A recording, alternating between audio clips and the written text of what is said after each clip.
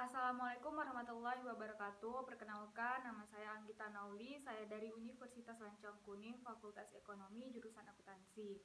Nah, di sini saya merupakan salah satu anggota dari kelompok 3 Seminar Akuntansi Keuangan. Kelompok kami ini akan membahas tentang entitas tanpa akuntabilitas publik. Nah, konsep saetap. Standar akuntansi keuangan untuk entitas tanpa akuntabilitas publik adalah standar akuntansi yang disusun sebagai acuan dan dimaksud untuk digunakan entitas tanpa akuntabilitas. Nah, pada tanggal 19 Mei 2009, Dewan Standar Akuntansi Keuangan mengesahkan standar akuntansi keuangan untuk entitas tanpa akuntabilitas publik. Saetap ini nampak seide dengan International Financial Reporting Standard for Small and Medium Size Entities. Meskipun memiliki judul yang berbeda, namun baik Saetap maupun IFRS Forsmes sama-sama diperuntukkan bagi entitas tanpa akuntabilitas publik. Hanya saja, istilah yang digunakan sebagai judul pada IFRS adalah Small and Medium Size Entities. Jadi, apabila kita membandingkan judul pada IFRS, Forsmes, dan Saetap, maka istilah entitas tanpa akuntabilitas publik sama pengertian dengan Small and Medium Size Entities. Apabila Saetap telah disahkan pada bulan Mei 2019, IFRS Forsmes sendiri baru disahkan pada bulan Juli 2009. Selanjutnya akan dibacakan oleh Desi Giovanni. Di sini saya akan menjelaskan tentang manfaat dan tujuan Saetap. Saetap dimaksud agar semua unit usaha menyusun laporan keuangan sesuai dengan standar yang telah ditetapkan. Setiap perusahaan memiliki prinsip going concern yang menginginkan usaha terus berkembang. Untuk mengembangkan usaha perlu banyak upaya yang harus dilakukan. Salah satu upaya itu adalah perlunya meyakinkan publik bahwa usaha yang dilakukan dapat dipertanggungjawabkan. Dalam akuntansi wujud, pertanggungjawab tersebut dilakukan dengan menyusun dan menyajikan laporan keuangan sesuai dengan standar yang telah ditentukan. Penyajian laporan keuangan yang sesuai dengan standar akan membantu manajemen perusahaan untuk memperoleh berbagai kemudahan. Misalnya untuk menentukan kebijakan perusahaan di masa yang akan datang. Ada beberapa karakteristik Saetap. Yang pertama, Standalone Accounting Standard, artinya tidak mengacu ke SAK umum. Yang kedua, meliputi menggunakan historical concept. Yang ketiga, hanya mengatur transaksi yang umum dilakukan usaha zaman menengah. Yang keempat, pengaturan lebih sederhana dibandingkan SAK umum. Yang kelima, tidak akan berubah selama beberapa tahun. Saya akan melanjutkan materi Saetap, yaitu penggunaan Saetap dan implementasi Saetap. Penggunaan Saetap atau standar akuntansi keuangan untuk entitas tanpa akuntabilitas publik yang dimaksud untuk digunakan entitas tanpa akuntabilitas publik. Entitas tanpa akuntabilitas publik terbagi menjadi dua, yaitu tidak memiliki akuntabilitas publik signifikan, dan yang kedua, menerbitkan laporan keuangan untuk tujuan utama bagi pengguna eksternal. Contohnya, penggunaan eksternal adalah pemilik yang tidak terlihat langsung dalam pengelolaan usaha, kreditur, dan lembaga peringkat kredit. Yang kelima, implementasi Saetap. Implementasi Saetap yaitu PSAK Etap mulai diberlakukan pada tahun 2011. Penggunaan PSAK ini harus konsisten untuk tahun berikutnya. Apalagi sudah dimulai memutuskan untuk menggunakan PSAK umum dalam penyajian laporan keuangan, maka untuk selanjutnya tidak boleh merevisi kebijakan Saetap. Baik, selanjutnya akan dilanjutkan oleh teman saya. Baiklah, saya akan menjelaskan bagian saya, yaitu mengenai prinsip-prinsip dasar standar akuntansi entitas.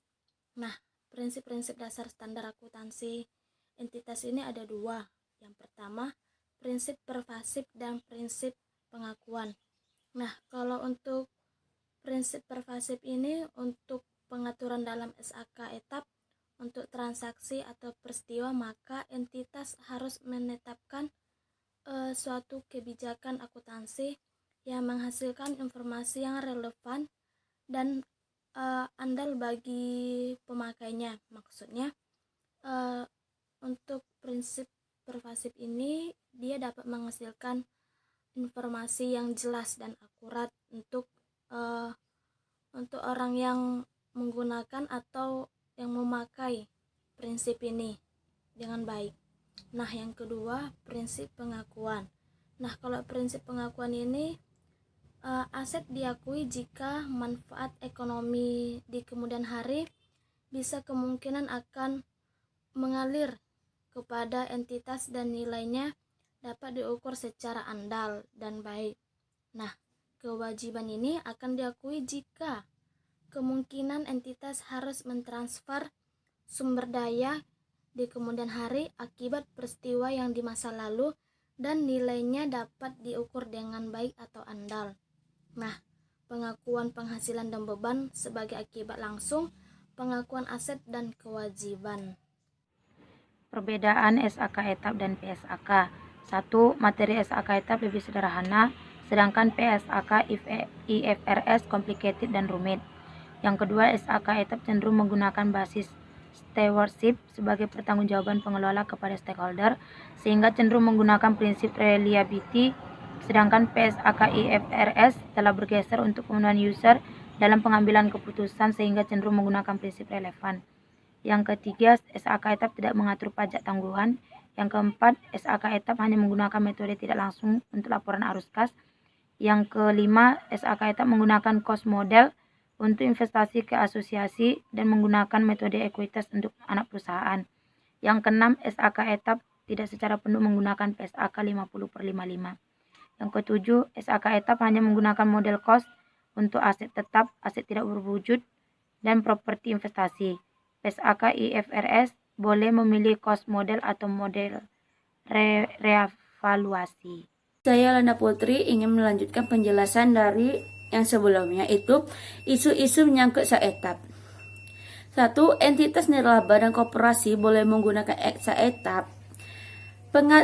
Pengaturan perilaku akuntansi untuk entitas koperasi dan organisasi nirlaba secara khusus diatur dalam PSAK umum atau PSAK non-etap, yaitu PSAK 27 mengenai akuntansi perkoperasian dan PSAK 45 mengenai pelaporan keuangan organisasi nirlaba. Sedangkan standar akuntansi yang berlaku khusus untuk entitas yang tidak memiliki akuntabilitas publik signifikan, yaitu SAETAP tidak mengatur mengenai akuntansi untuk entitas koperasi dan entitas nirlaba tersebut. Atau dengan kata lain, PSAK 27 dan PSAK 45 bukan merupakan bagian dari SAETAP. Kedua, isu-isu krusial dalam etap. SAETAP cocok digunakan UMKM karena aplikasi yang sederhana dan fleksibel, sehingga sangat mudah dipelajari. Dengan SAETAP, penyedia laporan keuangan mampu menghadirkan data keuangan yang akurat dan terpercaya. Melalui standar baru akuntansi ini, pelaku UMKM tak perlu membayar mahal akuntan publik. Namun mereka tetap bisa tampil sebagai usahawan profesional. Ketiga, transisi standar. Perusahaan dan organisasi yang boleh menerapkan PSAK etap adalah perusahaan yang memiliki persyaratan. Pertama, tidak memiliki akuntabilitas publik signifikan. Kedua, menerbitkan laporan keuangan untuk tujuan umum. Ketiga, entitas yang memiliki akuntabilitas publik signifikan dapat menggunakan SAETAP jika otoritas berwenang membuat regulasi mengizinkan penggunaan SAETAP. Selanjutnya, sosialisasi SAETAP. Sosialisasi SAETAP di kalangan UKM dapat dilakukan oleh pihak terkait dan berkepentingan seperti pihak Kementerian Koperasi dan UKM, organisasi akuntan, ataupun perguruan tinggi. Selanjutnya, dampak terhadap perpajakan. Awal-awal tahun 2012 merupakan hari-hari yang sibuk bagi accounting manager mayoritas perusahaan yang berdomisili di Indonesia. Sampai dengan akhir April 2012, mereka harus mempersiapkan surat pemberitahuan atau SPT tahunan pajak penghasilan tahun pajak 2011. Tentunya, sebelum membuat SPT tahunan PPH, para manajer accounting itu harus membuat laporan keuangan terlebih dahulu. Nah, sekian dari penjelasan kelompok kami. Lebih kurang mohon maaf. Assalamualaikum warahmatullahi wabarakatuh.